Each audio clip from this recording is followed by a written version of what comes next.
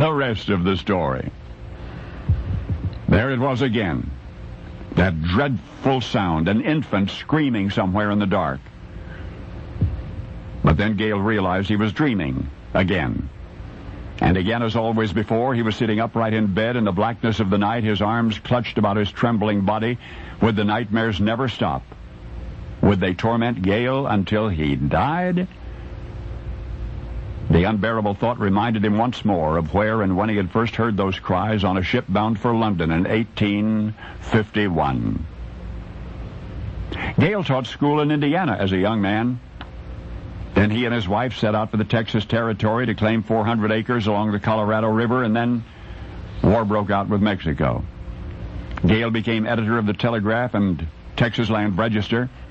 On the front page, April 21, 1836, he immortalized Colonel Sidney Sherman's spontaneous battle cry, "Remember the Alamo." It was he who immortalized that phrase, "Remember the Alamo." And still for more years than Gale could recall, he had been intrigued by an idea. There was no refrigeration in those days, you see, and it meant that food spoiled rapidly. How, then, might one preserve food to make it safe under circumstances when fresh, uncontaminated food was just unavailable?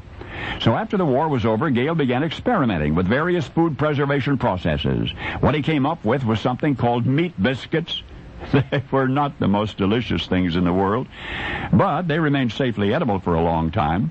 The real problem with them was that nobody wanted them. Both the Army and the Navy turned them down. The public at large was uninterested, until out of the blue came the thrilling news that Gale's new product had been awarded the Great Council Medal at the International Exhibition in London.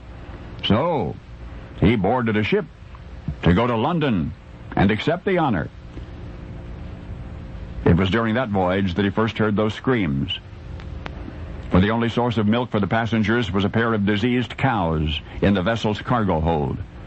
And there were babies on board, babies who drank the diseased milk, and who now, clinging to their distraught mothers, were dying. Day and night, Gale heard their cries of anguish until merciful death eventually took them. But the sound of their tortured little voices would not die with them.